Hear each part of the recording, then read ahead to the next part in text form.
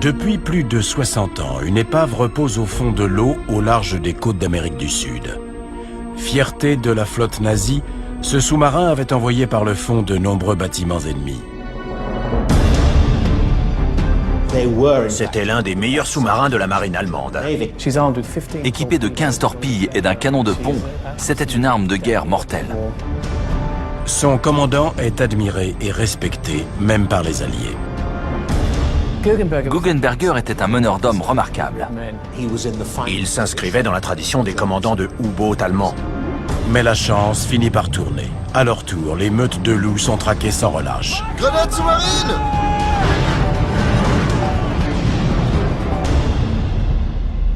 Le U-513 a été coulé. Le U-995 est un des rares sous-marins qui restent de cette époque. Plus de 600 bâtiments du même type avaient été construits. Il est le seul qui n'ait pas été détruit. Capturé en 1945, il est désormais exposé près du mémorial naval dédié aux milliers d'Allemands morts en mer. C'est intéressant de voir comment la légende des loups gris allemands a perduré jusqu'à aujourd'hui.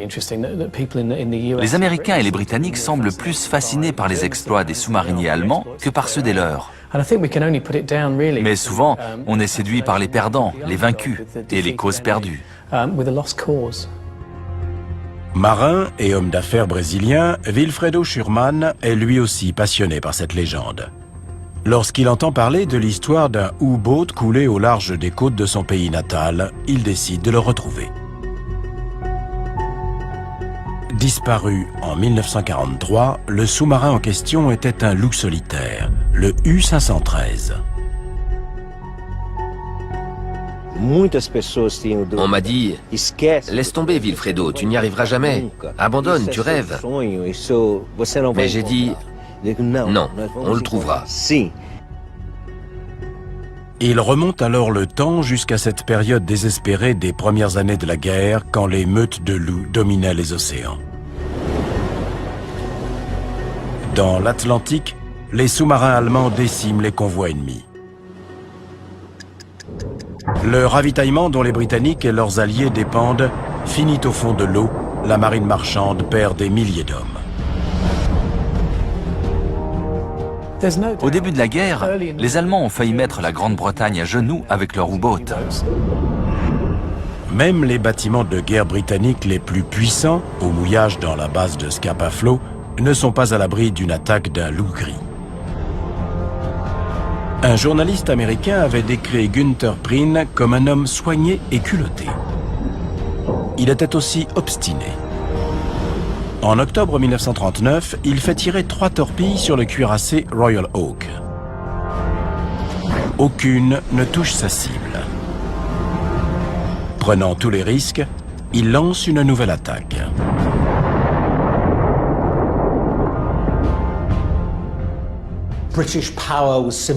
La flotte britannique était le symbole de la puissance navale du pays. Et voilà que de jeunes représentants du Troisième Reich démontrent que le vieil empire n'est plus ce qu'il était. Le Royal Oak était un vieux bâtiment. Mais cela reste un exploit extraordinaire d'être parvenu à le couler dans l'enceinte d'une base qui abritait ce qui était encore la plus grande marine du monde. Das siegreiche U-Boot, das bei Scapa Flow die Royal Oak versenkte, kehrt in seinen Heimathafen zurück. Accueilli en héros, Günther Prien apparaît devant toutes les caméras allemandes. Wir haben uns durchgemogelt durch die Bewachung und waren plötzlich drin. Haben unsere Torpedos gelöst, im nächsten Augenblick krachte es und dann flog die Royal Oak in die Luft. Der Eindruck war unermesslich. La machine de propagande nazie s'emballe après l'exploit de Günther Prien. Il est reçu par Adolf Hitler, on lui remet la croix de chevalier de la croix de fer. C'est un héros du Troisième Reich. Hitler est ravi. La conquête de l'Europe et de l'Union soviétique sera beaucoup plus simple une fois la Grande-Bretagne hors course. En coupant ses lignes de ravitaillement, les U-boats pourraient la contraindre à capituler. Commandant de la flotte sous-marine, l'amiral Dönitz déclare alors que s'il disposait d'un nombre suffisant de U-boats, il pourrait couler 600 000 tonnes de cargaison par mois, ce qui éliminerait la Grande-Bretagne du conflit. Au début de la guerre, la Kriegsmarine nazie ne dispose que d'une flotte de 57 sous-marins. Au fil des mois, plus de 1000 bâtiments sont lancés dans la bataille. Mais l'Allemagne a besoin d'hommes pour les équiper. Pour de nombreux jeunes gens, l'arme sous-marine était prestigieuse. C'était le fer de lance de la marine allemande quand le reste de la flotte restait souvent au port. Et puis, n'oublions pas que les jeunes hommes du monde entier se croient invincibles. Horst Bredow n'a que 17 ans quand il s'engage. Je voulais absolument être affecté dans une unité de sous-marins. Et je me suis porté volontaire dès mon incorporation. Mais pour être accepté, il fallait vraiment faire ses preuves. Les nouvelles recrues prêtent serment en répétant le mot d'ordre de Karl Dönitz, approchez, attaquez et coulez-les. C'était un corps d'élite auquel les marins voulaient appartenir. Cela montre combien la propagande fonctionnait. Elle avait créé un culte des as de l'arme sous-marine au point de susciter de véritables vocations, alors qu'en réalité, la carrière de sous-marinier était dangereuse, pénible et plutôt courte. Les marins, avides d'aventure, s'imaginent sillonnant les océans à bord de la nouvelle génération de U-boat à long rayon d'action. Comme le U-513. Le U-513 était une arme redoutable, un navire du type 9. C'était des sous-marins à long rayon d'action conçus pour des patrouilles lointaines. On les appelait parfois les U-croiseurs. Ils avaient une autonomie de près de 25 000 km, contre moins de 16 000 pour les bâtiments standards de type C. Équipés de 15 torpilles et d'un canon de pont, c'était une arme de guerre mortelle.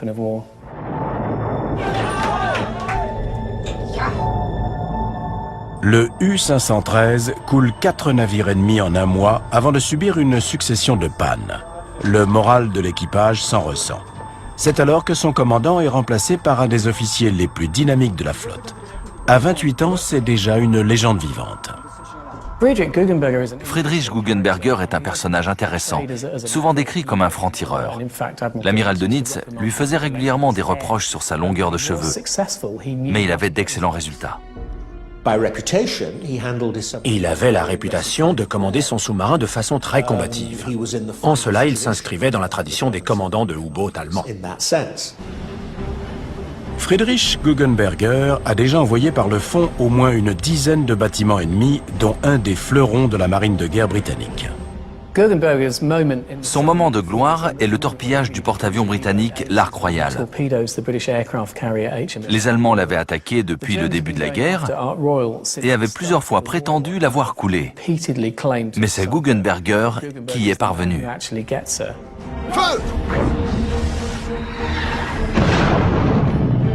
C'est un nouveau coup dur pour la marine britannique. Ça a été un succès parce que ça a créé une lacune. À l'époque, on ne construisait pas des porte-avions en série. La perte de l'un d'eux était durement ressentie par l'ennemi. À son tour, Friedrich Guggenberger devient un héros de l'Allemagne nazie.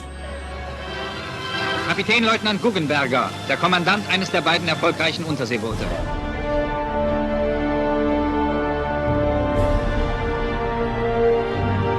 Le Führer en personne lui remet une des plus hautes décorations militaires, la croix de chevalier de la Croix de Fer avec feuille de chêne.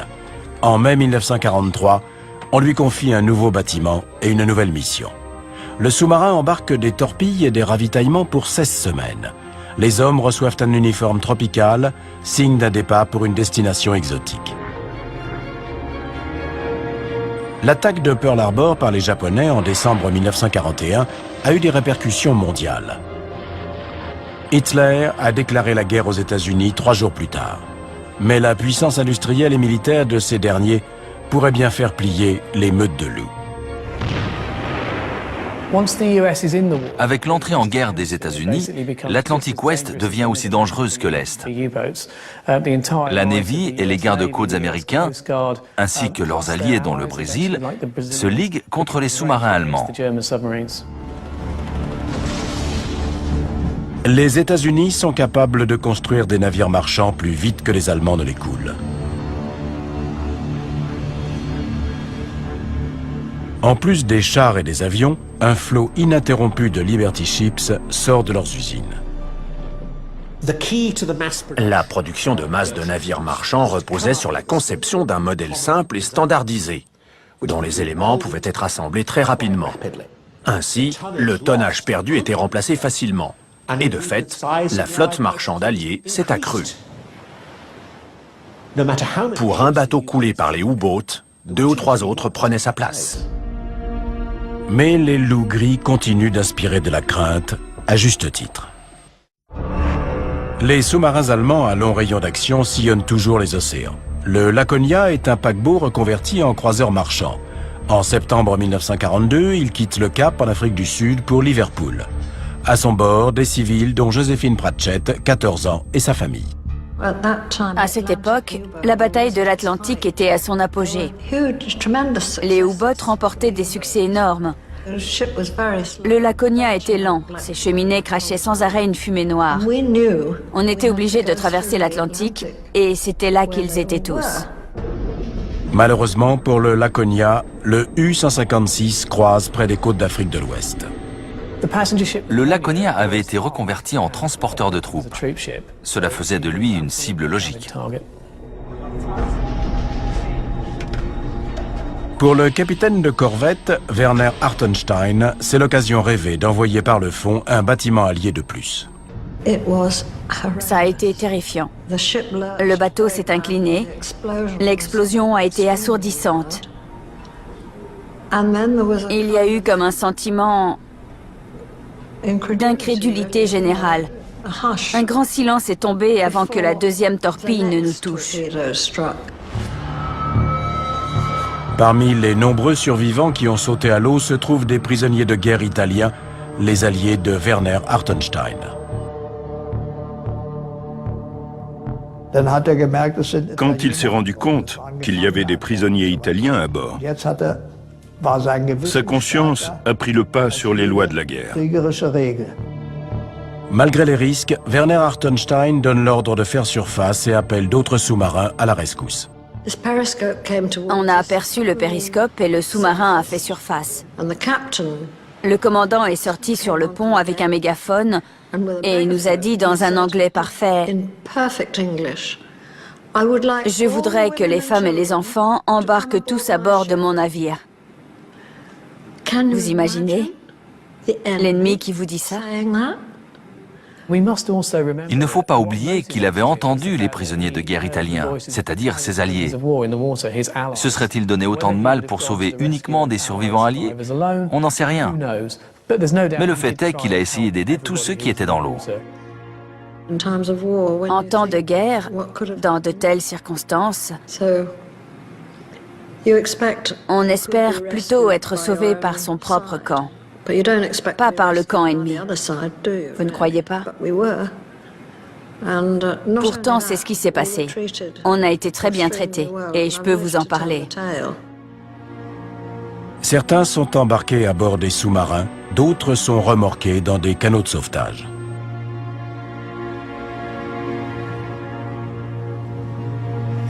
Ça a été une des opérations de sauvetage les plus importantes de la guerre.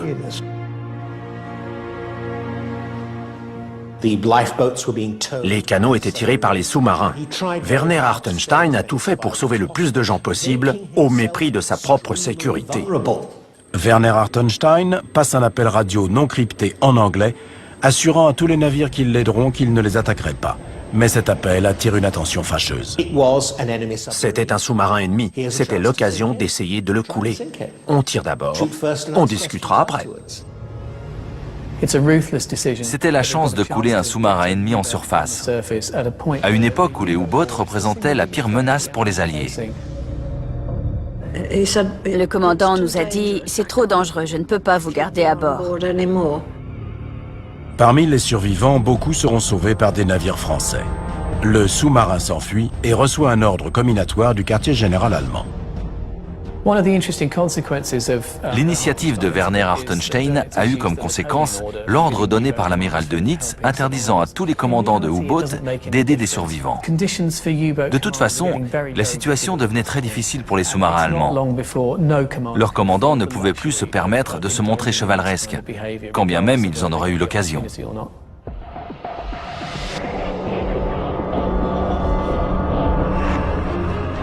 Comme le U-156, le U-513 est un sous-marin à long rayon d'action.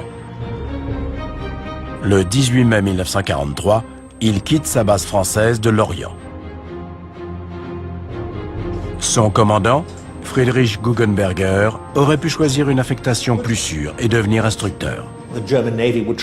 La marine allemande aurait aimé tirer parti des compétences d'un homme tel que lui. Elle avait de nombreuses raisons de vouloir l'utiliser comme instructeur. Mais les commandants de sous-marins sont des gens combatifs, c'est dans leur sang. C'est pour ça qu'il a demandé à être renvoyé en patrouille. Pour la plupart des membres de son équipage, c'est la 4e mission en mer. Mécanicien d'armes, Günther Blaise est encore un adolescent, mais il doit servir le Führer.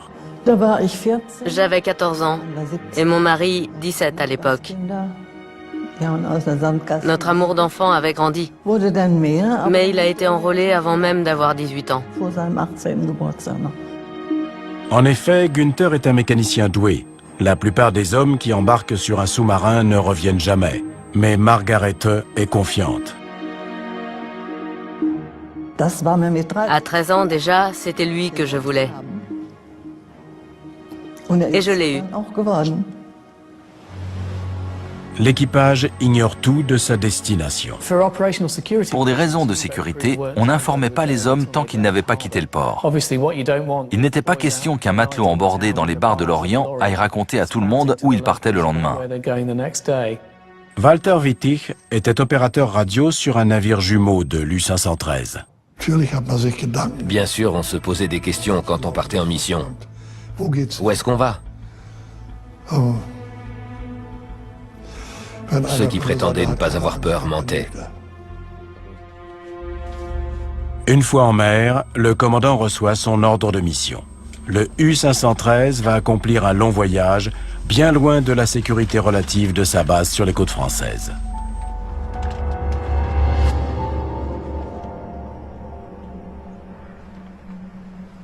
Messieurs, nous allons au Brésil. Le sous-marin met le cap au sud de Rio de Janeiro, de l'autre côté de l'Atlantique.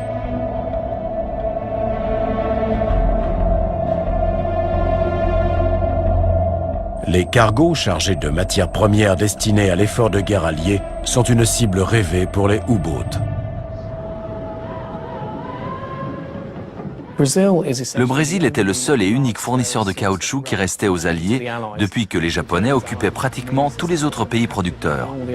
L'Indonésie, la Malaisie, etc. Le caoutchouc brésilien était devenu une ressource vitale pour l'effort de guerre allié. Les Allemands le savaient, et malgré la distance, ils étaient en mesure d'envoyer là-bas leurs sous-marins à long rayon d'action. Pendant la traversée, le commandant fait en sorte que ses hommes soient parfaitement rodés afin qu'ils aient toutes les chances de rentrer à bon port.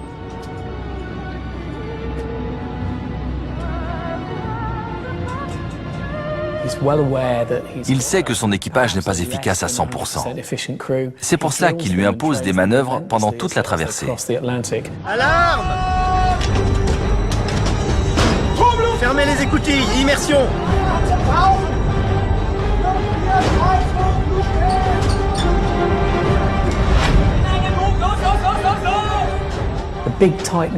Les sous-marins de type 9 étaient immenses et plongeaient lentement.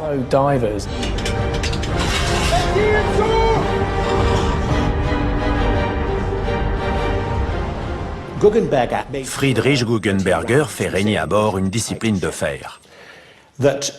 Il est essentiel que chaque membre de l'équipage soit parfaitement entraîné pour garantir le bon fonctionnement du navire.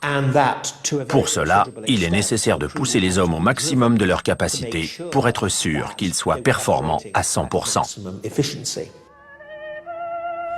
Messieurs, c'était un exercice. 45 secondes. C'est encore trop. L'équipage savait qu'il était commandé par un as. Même s'il râlait, il était certainement rassuré de savoir qu'il naviguait à bord d'un des meilleurs sous-marins de la marine allemande. Au départ, pourtant, c'était l'un des pires. Mais il avait fini par devenir un des navires les plus efficaces de la Kriegsmarine. En cas d'attaque réelle en surface, un sous-marin est une cible facile. Quand le commandant déclenche le signal d'alerte, ça veut dire immersion d'urgence.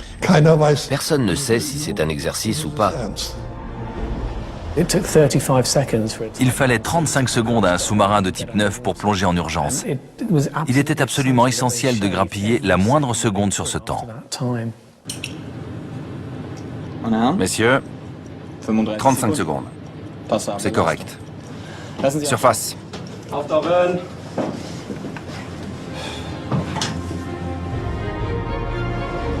Un sous-marin doit surveiller constamment l'horizon. Un panache de fumée peut indiquer une cible ou un attaquant qui se rapproche. Mais le voyage de l'U-513 se déroule sans anicroche. À l'intérieur, il règne une atmosphère étouffante et fétide. On disait souvent que les ingénieurs avaient conçu un navire fantastique, doté d'une technologie remarquable, et qu'au dernier moment, ils s'étaient rappelé qu'il y aurait aussi des hommes à l'intérieur. Quand l'horizon est dégagé et que la mer est calme, c'est l'occasion pour l'équipage de prendre l'air. Un répit bienvenu après des jours passés dans un environnement confiné.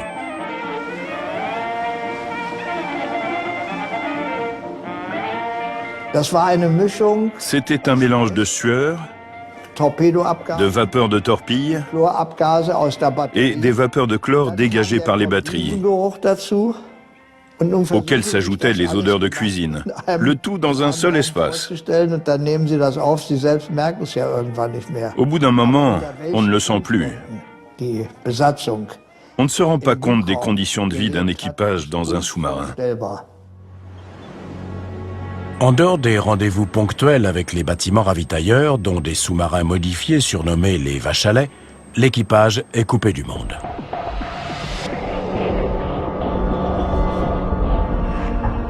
La vie des hommes dépend du bon état de leur navire et de ses machines, en particulier des batteries qu'il faut constamment remplir d'eau douce. À bord de l'U-513, le mécanicien en chef, Günther Seidel, économise farouchement les réserves. Un des grands problèmes qui s'est posé dès le début dans les sous-marins est leur capacité limitée en eau douce.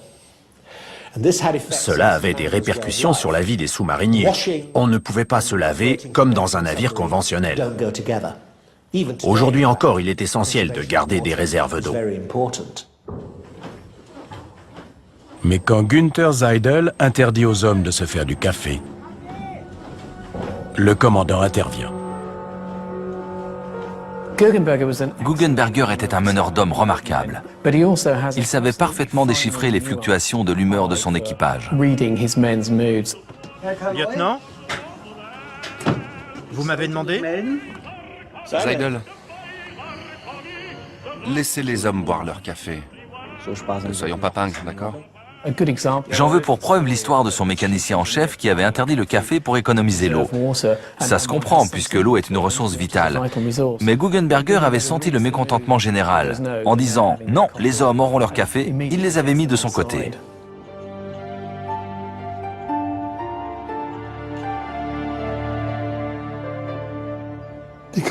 La camaraderie était quelque chose de très important à bord. Bien sûr, il y avait une distance entre les officiers et les matelots.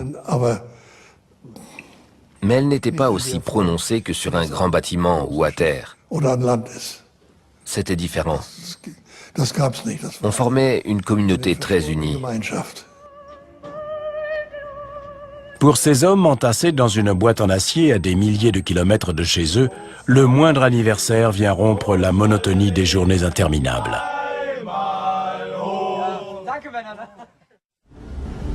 Après 2 mois en mer, Fumée! À tribord! le 21 juin, les vigies repèrent une cible. Fermez les écoutilles! C'est très difficile de couler un navire ennemi avec une torpille depuis un sous-marin. Tout est affaire de mathématiques. L'officier torpilleur doit d'abord étudier sa cible et estimer sa position au moment où la torpille la touchera. Nouveau cap, Il doit calculer sa vitesse et sa route, 185 degrés. puis la vitesse et la trajectoire de la torpille. S'il ne s'est pas trompé, les deux courbes coïncideront dans l'axe de visée. 300 mètres. Position 30, vitesse 9 nœuds. Mais un sous-marin ne peut pas rester en surface et surveiller ce qui se passe avec le périscope. C'est beaucoup trop dangereux. Remplissage des tubes. Alors l'officier effectue ses calculs et fait tirer une torpille. Tube numéro 2. Feu.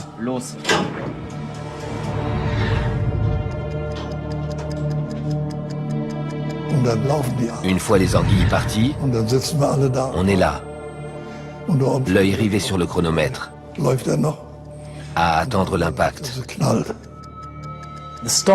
Le chronomètre indique le temps de parcours de la torpille.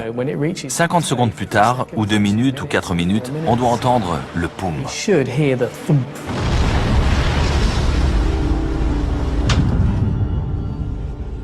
Parfait, on l'a eu.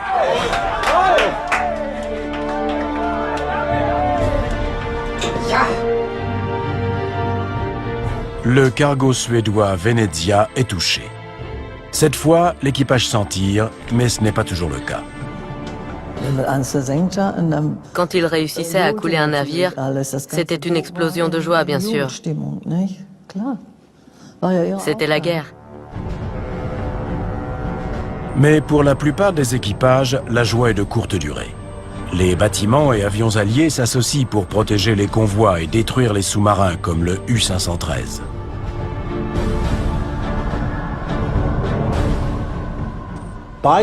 En 1943, le dispositif de lutte contre les U-boats est au point. Certains navires voyagent en convoi, d'autres non. Mais les Américains ont mis en place un système de chasseurs-tueurs très efficace contre les sous-marins allemands. Comme Guggenberger va le constater au large des côtes brésiliennes, la situation est presque aussi critique que dans l'Atlantique. Même le mauvais temps n'est pas un atout, car les chasseurs-tueurs parviennent à repérer un U-boat dans une tempête. Le plus important est de plonger aussi profond que possible, le plus rapidement possible.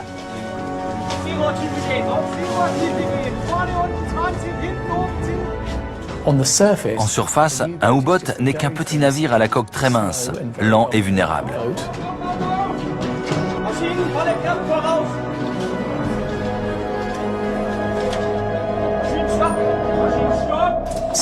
Pendant l'immersion, il est vital de rester silencieux.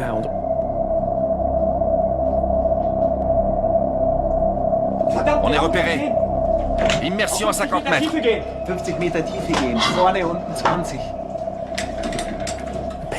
Un sonar actif envoie un ping, tandis qu'un sonar passif, c'est un opérateur avec un casque qui écoute et peut détecter le moindre bruit. Il ne faut pas faire de bruit. Il ne faut pas se déplacer. Il faut couper les moteurs. Il ne faut rien faire. Qu'entendez-vous? Un bruit d'hélice. C'est lui qui vous entendra si vous faites tomber un stylo par terre. Immédiatement, le bâtiment de guerre à l'affût saura qu'il y a un sous-marin. 60 degrés.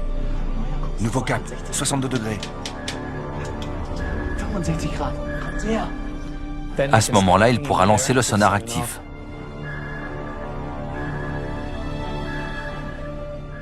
On apprend à prier.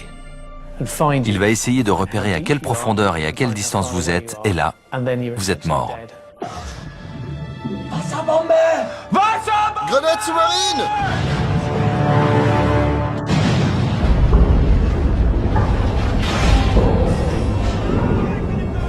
Chaque grenade est dangereuse. Mais le plus important, c'est qu'elle explose au-dessus du sous-marin. Surtout pas dessous. Si elle explose dessous, c'est terminé.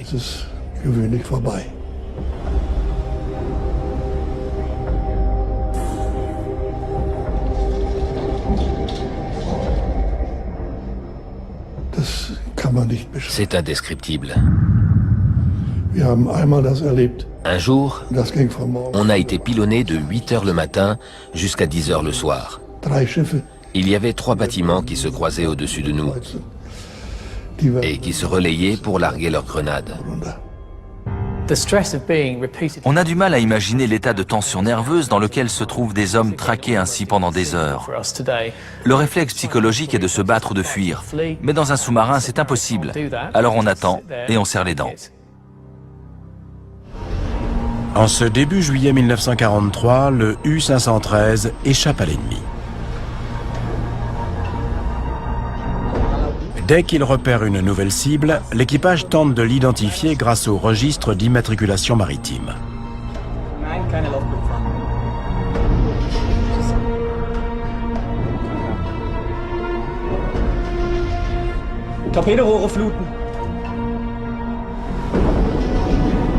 Dans les semaines qui suivent, le U-513 coule 5 bâtiments de gros tonnage, dont 2 Liberty Ships américains.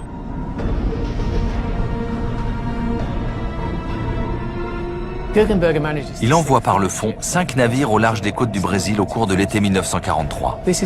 Pourtant, les U-boats ne sont pas à la fête. L'arme sous-marine est en plein déclin. Cela en dit long sur les qualités de Friedrich Guggenberger, qui remporte de gros succès à une époque très difficile pour les commandants de sous-marins.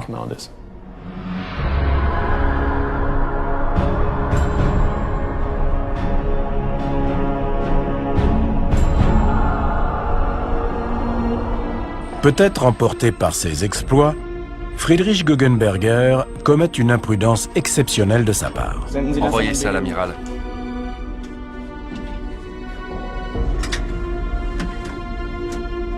Le U-513 envoie un rapport au quartier général.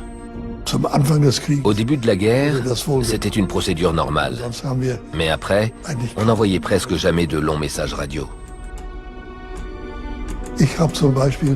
Cela ne m'est arrivé qu'une seule fois, au large du Brésil. Un signal composé de 7 lettres. Mais même très bref, un message peut trahir la position du sous-marin.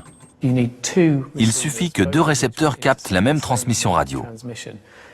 Ensuite, il n'y a plus qu'à effectuer un relèvement croisé pour déterminer la position exacte du sous-marin, puis à envoyer sur place des navires escortes et des chasseurs-tueurs afin de le couler. C'est un peu comme s'il avait dit « Je suis là, venez me tuer ».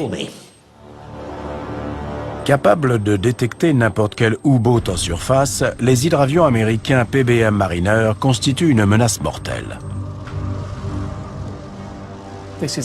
C'étaient de gros appareils lourdingues pourvus d'un armement très puissant. Ils pouvaient parcourir des milliers de kilomètres au-dessus de l'océan avant de rentrer.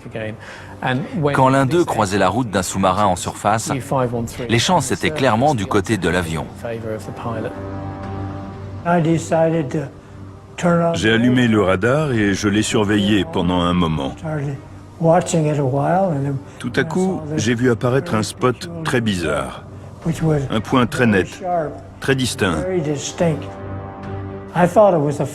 Au début, j'ai cru que c'était un bateau de pêche à cause de sa forme incurvée. Mais c'était tellement net qu'on ne voyait que ça.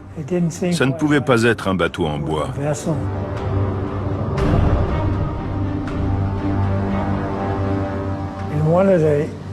Un des hommes de l'équipage, le bombardier, a sorti les jumelles et dit « C'est un sous-marin ». Alors Roy est monté dans les nuages, de façon à ne pas se faire repérer. Guggenberger est pris au dépourvu par le marineur en patrouille. Il a plusieurs solutions, entre autres donner l'ordre de plonger le plus vite possible. Au poste de combat! Mais ça aurait quand même pris 35 secondes qui risquaient d'être très longues. En fait, il perd la bataille à l'instant où l'appareil le surprend. Ils se sont tous précipités au poste de combat. D'après un rapport, le canon de pont s'enraye. Mais de toute façon, le U-513 ne fait pas le poids face aux marineurs. La plus grande crainte d'un commandant de sous-marin en 1943 est d'être surpris en surface par un avion, qui le détruira presque à tous les coups. Les sous-marins n'avaient aucune chance de s'en tirer face à un avion. Le Mariner largue ses grenades sous-marines autour du U-513. L'une d'elles explose juste sous la coque. Le coup est fatal.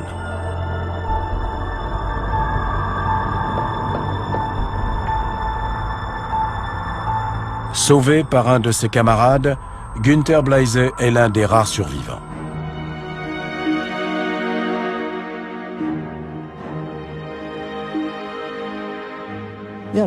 Son camarade a aperçu l'avion et lui a dit « remonte en vitesse ». Est-ce qu'il a eu un pressentiment?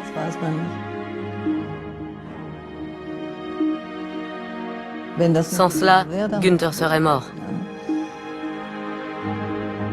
Presque tout l'équipage disparaît avec le U-513. « 60 ans plus tard, Wilfredo Schürmann entame sa quête du sous-marin perdu par une visite à l'un des membres de l'équipage du PBM Mariner qui l'avait coulé. Bien décidé à retrouver l'épave près des côtes brésiliennes, l'homme d'affaires est à la recherche du moindre indice.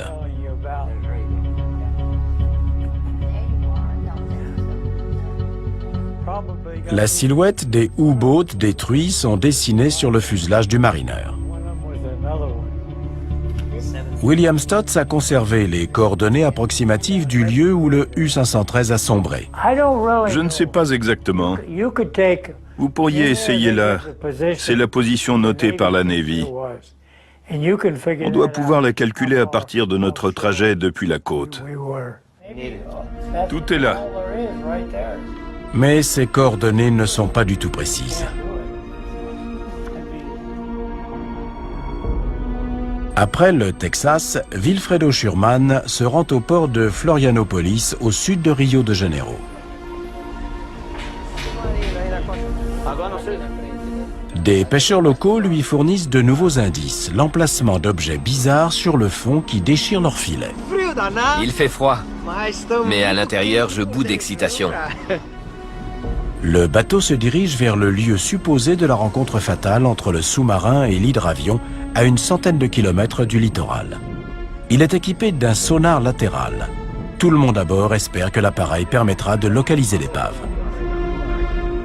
Mais après 17 sorties en mer et des jours de recherche, le U-513 reste introuvable. Jusqu'à ce que le sonar détecte un signal étrange à 75 mètres de profondeur. L'équipe descend alors une caméra télécommandée qui transmettra des images de ce qui se cache dans l'obscurité.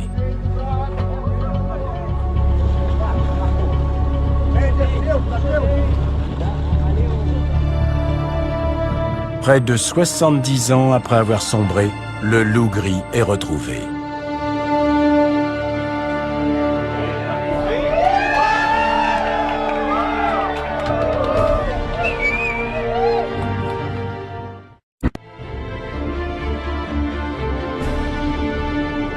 L'épave du U-513 a servi de tombeau à 46 marins.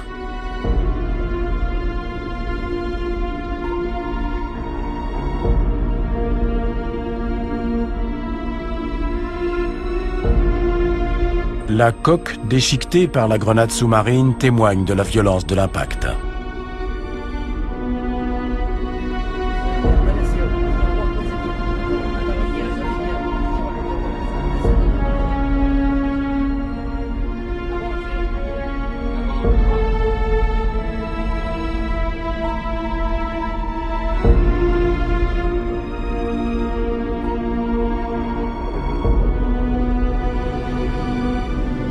Mais quelques-uns avaient réussi à quitter le sous-marin juste à temps.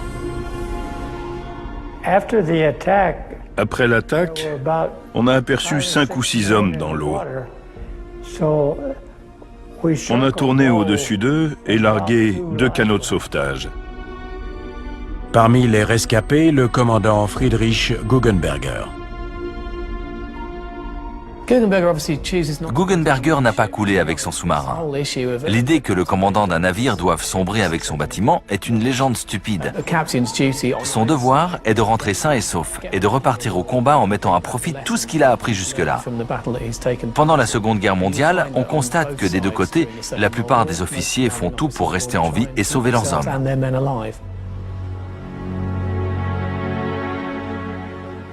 Ce jour-là, ils sont 7 à se hisser à bord des canots de sauvetage avant d'être récupérés par la Navy.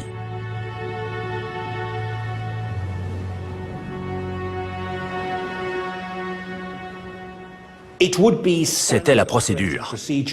Un navire de surface allait voir ce qui se passait et récupérait d'éventuels survivants.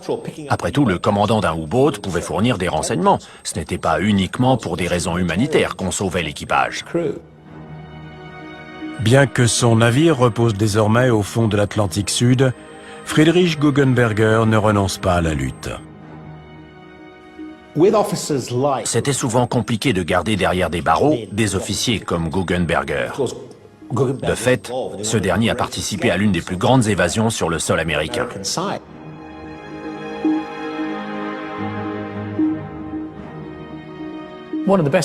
Guggenberger a parfaitement accompli son devoir. Alors qu'il était prisonnier sur le sol américain, il s'est évadé à 2 reprises. La première fois, il a tenté de passer au Mexique. Il avait peu de chances de réussir, même si le Mexique était neutre. Mais c'était une excellente occasion de pourrir la vie à ses geôliers.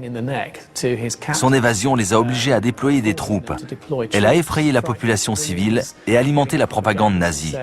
Guggenberger a tout fait pour rester dans la guerre. Le 23 décembre 1944, en compagnie de 24 autres prisonniers, il s'échappe par un tunnel. Aux États-Unis, quelqu'un qui parle anglais avec un fort accent étranger est aussi visible qu'une mouche dans un bol de lait, surtout dans un État comme l'Arizona. Les fugitifs sont repris quelques semaines plus tard.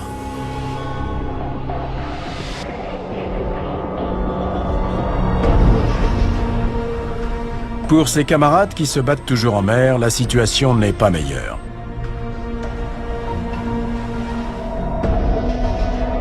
Trois U-boats sur 4 ne reviendront jamais. Les rescapés du U-513 seront libérés en 1946. Günther Blaise épousera son amour de jeunesse Margaret, qui a accepté de nous transmettre le récit de ses aventures. Quant à Friedrich Guggenberger, il va connaître un destin exceptionnel. La majorité des as de l'arme sous-marine ont vécu à 100 à l'heure et sont morts jeunes. Friedrich Guggenberger, lui, a survécu. À la fin de la guerre, quand la marine allemande est démantelée, ce jeune homme extrêmement intelligent entame une formation d'architecte. Puis, quand la Bundesmarine est créée dans les années 1950, il se réengage. Il termine sa carrière comme contre-amiral au sein de l'OTAN et prend sa retraite, respecté et admiré à la fois dans son pays et par ses anciens ennemis. Des années plus tard, il connaît une fin très mystérieuse. Il part faire une promenade dans la forêt et disparaît. Son corps sera retrouvé 2 ans plus tard.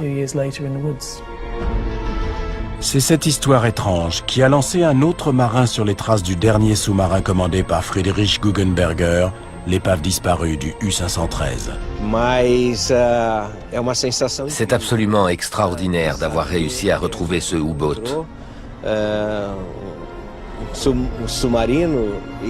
On a vraiment du mal à y croire. Je suis très heureux d'avoir participé à cette aventure. Une aventure fabuleuse et une histoire de courage, de folie et de sacrifice des deux côtés. Aujourd'hui, le mémorial naval dédié aux marins allemands morts au combat compte plus de 30 000 noms de sous-mariniers. Loin de glorifier la guerre, il rend hommage à tous ces hommes qui se sont sacrifiés pour leur pays.